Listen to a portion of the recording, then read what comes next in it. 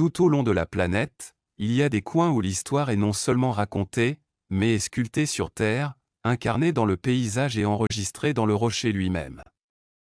Ces créations étonnantes d'anciennes civilisations reflètent non seulement leur grandeur, mais aussi leur ingéniosité et les avancées technologiques surprenantes de leur temps. Des monuments qui remettent en question les siècles aux systèmes agricoles qui continuent de fonctionner, chacun de ces endroits maintient l'héritage des sociétés qui, avec la vision et l'effort, ont laissé une marque indélébile sur l'histoire. Aujourd'hui, nous nous plongeons dans certaines des conclusions les plus impressionnantes qui continuent d'étonner à la fois les archéologues et les voyageurs du monde entier. Numéro 1. Le temple Murugan à Saluvankupam. Parfois, l'histoire émerge des manières les plus inattendues. Au Tamil Nadu, en Inde, un puissant tsunami a révélé un mystère caché pendant des siècles. Près de Mahabalipuram, dans le village de Saluvankupam, le recul des eaux a exposé quelque chose d'extraordinaire, des inscriptions anciennes sculptées dans la roche de la grotte de Tigre, perdues dans le temps. Ces marques, qui datent du Xe siècle, suggèrent l'existence d'un temple dédié au dieu Murugan, également connu sous le nom de Subramania. La constatation a attiré l'attention de l'Institut archéologique de l'Indé. En 2005, une équipe dirigée par l'archéologue adjoint Gitir Marty a commencé des fouilles qui changeraient la perception de l'histoire locale. La première chose à émerger a été un temple en granit du siècle VII, avec l'architecture distinctive de la dynastie Pallava, gravé complexe et un sanctuaire d'une grande beauté. Mais la chose la plus surprenante n'était pas encore découverte. Sous ce temple, les archéologues ont mis au jour une structure encore plus ancienne, un temple de briques datant de la période de Sangam, 3e siècle avant le Christ. Étage 3 après le Christ. Cette construction, de 2 mètres de long par 2,2 mètres de large, contenait 27 couches de briques identiques à celles trouvées dans d'autres sites de Sangam tels que Pumpuar et Arikamedu, manifestant une connaissance avancée en construction. Au-delà de ces murs, l'endroit a caché une précieuse collection d'artefacts, des figures en terre cuite, des lampes, des pots et une statue de Nandi, le taureau sacré de Shiva. Mais ce qui rend ce temple encore plus spécial, c'est son orientation. Contrairement à la plupart des temples hindous, qui s'alignent sur l'est ou l'ouest, le temple de Saluvankupam Murugan semble vers le nord, un détail inhabituel qui le distingue dans l'architecture religieuse de la région. Cette découverte a non seulement révélé l'évolution architecturale du Tamil Nadu, mais a également offert une fenêtre unique sur la vie quotidienne et la spiritualité d'une civilisation ancestrale. Numéro 2. Uplist Saik, la ville sculptée dans le rocher de Géorgie. À environ 10 km à l'est de Gori, dans la région de Shida-Kartli, il y a une ville ancienne sculptée dans le rocher dont le nom signifie la forteresse du Seigneur. Uplist Saik n'est pas seulement un vestige du passé, mais un spectacle impressionnant de l'architecture sculptée dans la pierre, s'étendant le long de la rivière Mtekari. Cette enclave n'est pas simplement ancienne, elle est extraordinairement vieille, avec des origines qui remontent à l'âge du fer, autour du 2e millénaire avant le Christ. Bien avant que les villes modernes ne commencent à prendre forme, il y avait déjà une communauté dynamique ici qui combinait les influences architecturales de l'Anatolie et de l'Iran. Ce que nous voyons aujourd'hui dans la pierre est le reflet de siècles d'échanges culturels entre les traditions païennes et chrétiennes. Cependant, ce n'est qu'au XXe siècle que les archéologues ont commencé à démêler leur véritable passé. Dans les années 1950, l'archéologue géorgien Parmen Zakara a mené des fouilles qui ont mis en lumière des découvertes incroyables, des bijoux en or, en argent et en bronze, en plus des céramiques et des sculptures qui offrent une vision précieuse de la vie quotidienne de l'époque. Uplist Saik était plus qu'une simple ville. Au cours de la fin de la période hellénistique, il est devenu un centre clé de l'activité politique et religieuse. Sa structure est un labyrinthe authentique, s'étendant le long de 8 hectares et se divisant en 3 secteurs principaux, la zone sud, la zone centrale, la plus active et la plus animée, et la zone nord, qui monte majestueusement sur les autres. La ville est pleine d'allées, d'escaliers et de structures fouillées dans le rocher qui défient toujours l'architecture moderne aujourd'hui. Parmi eux, une grande pièce avec des toits sculptés se démarque pour imiter les troncs en bois, démontrant l'ingéniosité de ces anciens constructeurs. Mais tout n'a pas été facile pour Uplist Saik. Un tremblement de terre dévastateur en 1920 a endommagé une partie du site, mettant sa préservation en danger.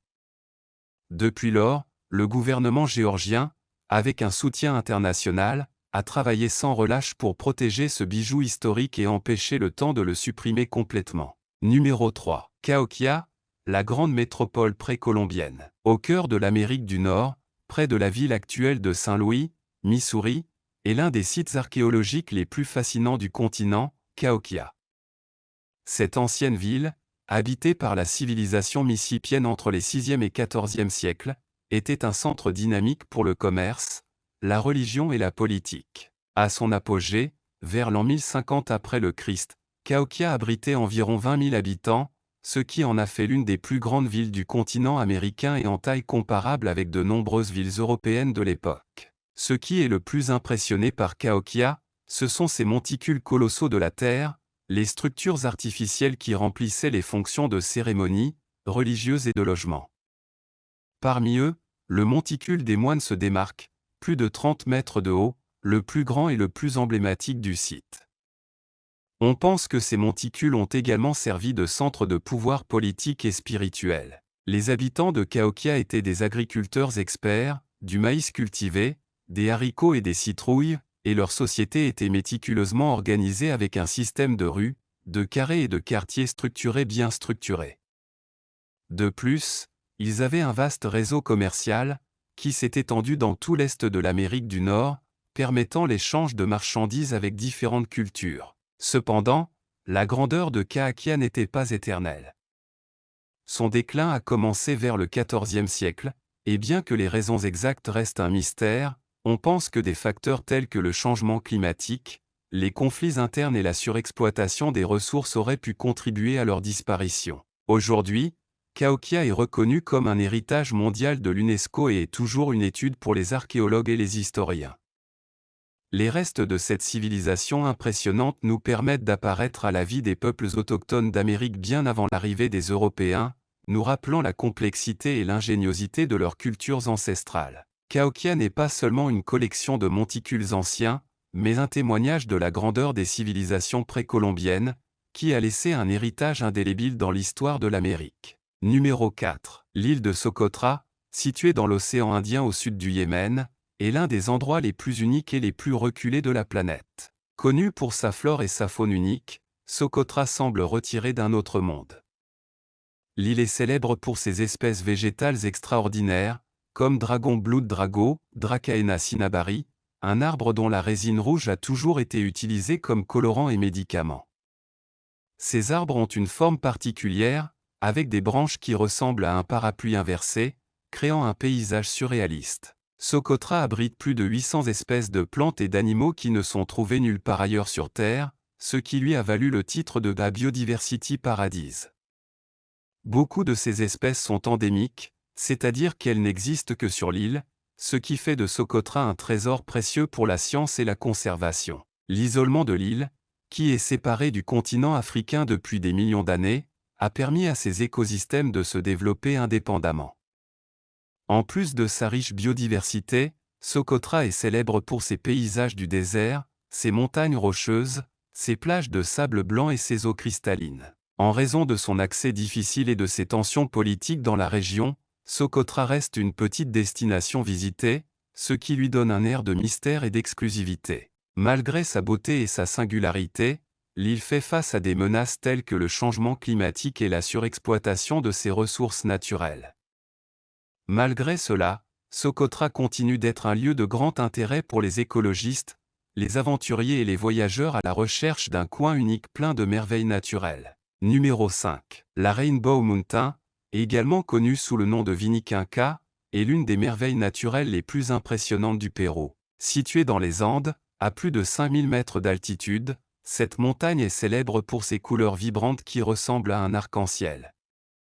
Ce phénomène géologique est le résultat de milliers d'années de sédimentation et d'activité tectonique, qui a présenté des couches de terre avec différents minéraux, créant une palette de couleurs qui varie entre le rouge, le rose, le vert, le jaune, le blanc et le brun. Vinicunca a gagné en popularité ces dernières années, devenant une destination touristique très visitée, en particulier par les amateurs de nature et la photographie. Pour se rendre à la montagne, les voyageurs doivent faire une promenade difficile, car l'altitude et les terres escarpées peuvent être difficiles à conduire.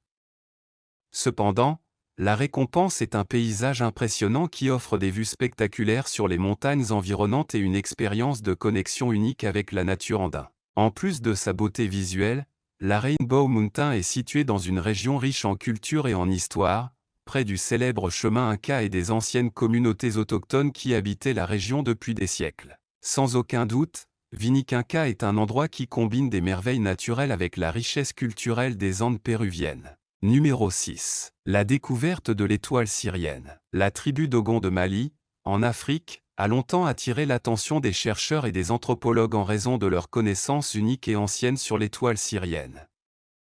Cette connaissance est surprenante pour sa précision. Le Dogon affirme que Sirio n'est pas seulement une étoile brillante visible à l'œil nu, mais qu'elle a un satellite, Sirius B, invisible sans équipement spécial et a été découvert par des scientifiques occidentaux uniquement en 1862. Selon la mythologie de Dogon, leurs ancêtres ont reçu cette connaissance des créatures mystérieuses appelées Nomos. Selon la légende, ces créatures sont venues sur terre de Sirius et ont enseigné l'astronomie de Dogon, l'agriculture et d'autres sciences importantes. Les informations que Dogon possède sur le Syrien est incroyable.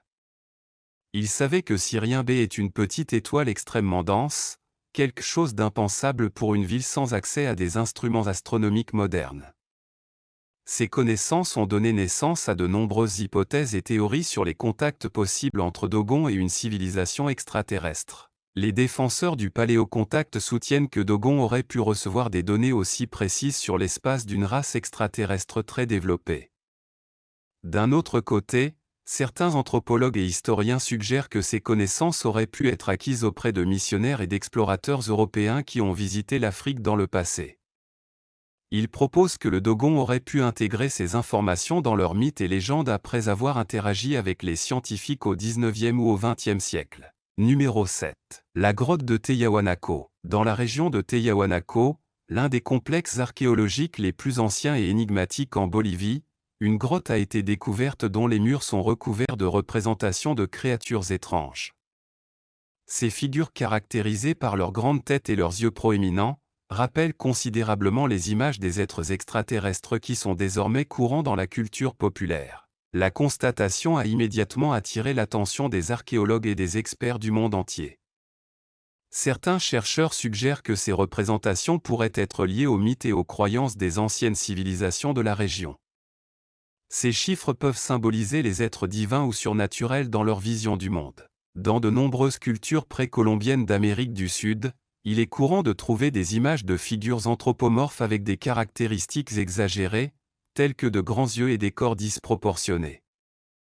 On pense que ces représentations reflétaient le statut spécial de certains personnages dans la mythologie ou la religion de l'époque. D'un autre côté, certains défenseurs de la théorie du paléocontact considèrent que ces figures pourraient être la preuve d'une véritable rencontre entre les anciennes civilisations et les êtres d'autres mondes. Fait intéressant, il existe des représentations similaires dans différentes parties de la planète, ce qui a conduit beaucoup à se demander si l'humanité avait vraiment un contact avec des entités extraterrestres dans le passé. Numéro 8. Zora Carré. Le grand complexe mégalithique. Le complexe mégalithique de Zora Carré, également connu sous le nom de Stonehenge arménien, est l'une des structures anciennes les plus mystérieuses du Caucase. Ce monument, situé dans le sud de l'Arménie, est composé de centaines de pierres placées verticalement, dont certaines atteignent plusieurs mètres de haut. Le plus intéressant est les pierres avec des trous dans la partie supérieure, qui ont attiré l'attention des chercheurs et des fans de mystique. Zora Carré date du 6e millénaire avant le Christ, ce qui en fait l'une des structures les plus anciennes de ce type. Les théories sur les civilisations extraterrestres suggèrent que les trous pourraient servir à observer les étoiles ou même à communiquer avec des êtres d'autres mondes. Ils soutiennent que l'emplacement et l'orientation des pierres pourraient avoir des fonctions astronomiques ou plus complexes, soi-disant impossibles pour les anciens habitants de l'Arménie sans aide externe. Cependant, il n'y a aucune preuve scientifique à l'appui de ces théories. La plupart des chercheurs pensent que la pierre arménienne était un vieil observatoire utilisé pour étudier les corps célestes ou un lieu de cérémonie pour les rituels. Ce monument énigmatique continue d'attirer des touristes et des universitaires à la recherche de réponses sur leur véritable objectif. Numéro 9. La pierre de cochon. Cette pierre massive, située près de la ville de Clydebank en Écosse, est recouverte de motifs sculptés qui se composent de spirales, de cercles et de lignes. Considéré comme l'une des découvertes archéologiques les plus mystérieuses en Écosse, il a suscité la curiosité des chercheurs et des passionnés de l'histoire. Après plusieurs analyses, les scientifiques ont déterminé que la pierre a environ 5000 ans. Ces modèles ont attiré l'attention pour leur caractère unique et leur complexité. Certains chercheurs suggèrent que ces symboles pourraient représenter une ancienne carte du ciel étoilé, ce qui indiquerait que la pierre était utilisée à des fins astronomiques. Selon cette théorie, les spirales et les cercles sculptés pourraient symboliser les étoiles, les planètes ou même les trajectoires de corps célestes. Cela aurait pu servir d'outil aux anciens habitants de l'Écosse pour suivre le mouvement des étoiles dans le ciel. En outre, il a été proposé que la pierre Cochno ait pu être utilisée dans les rituels ou les cérémonies liées à l'adoration des dieux ou des esprits de la nature. Cependant, à ce jour, il n'y a pas de consensus définitif sur son véritable objectif dans la vie des sociétés anciennes. D'un autre côté, certains défenseurs de la théorie du paléocontact ont soulevé la possibilité que la pierre prouve une interaction avec les civilisations extraterrestres. Selon cette hypothèse, la complexité et le symbolisme des inscriptions pourraient suggérer des connaissances avancées qui ne proviennent pas nécessairement de la Terre. Malgré les nombreuses études et hypothèses, la pierre de Cochno reste une énigme fascinante qui continue d'inspirer le débat et l'étonnement parmi les archéologues, les astronomes et les amoureux des mystères historiques. Numéro 10. L'île de la Lune est une petite île située dans le lac Titicaca, à la frontière entre la Bolivie et le Pérou, à plus de 3800 mètres d'altitude. Connue pour sa beauté tranquille et sa signification historique et culturelle, cette île de taille modeste est chargée de mystères et d'ensementeaux. C'est un endroit idéal pour ceux qui recherchent une expérience spirituelle et un lien profond avec la nature. L'une des caractéristiques les plus fascinantes de l'île de la Lune est sa riche avant l'héritage. On pense qu'il s'agissait d'un important centre religieux de la civilisation Tiahuanaco, qui habitait la région bien avant l'expansion de l'Empire Inca. Sur l'île se trouvent des ruines d'anciens temples et structures, comme le temple de la Vierge de la Lune. Selon les légendes locales, cet endroit était dédié au culte de la Lune et aux cérémonies religieuses des cultures andines. Entouré d'un paysage impressionnant, l'île de la Lune offre une vue panoramique sur le lac Titicaca et les montagnes environnantes. Les eaux du lac, qui sont parmi les plus élevées du monde, reflètent un ciel clair et transmettent une sérénité qui attire ceux qui cherchent à échapper à l'agitation de la vie quotidienne. Malgré sa petite taille, l'île a une grande importance culturelle et spirituelle pour les communautés locales. C'est toujours un lieu de pèlerinage et de célébration des rituels andins. Pour se rendre sur l'île de la Lune, il est nécessaire de prendre un navire de l'île voisine du Soleil, un autre site sacré et touristique de la région. Le voyage à travers le lac fait partie de la magie de l'endroit, car il offre une sensation d'isolement et une immersion totale dans la nature andin.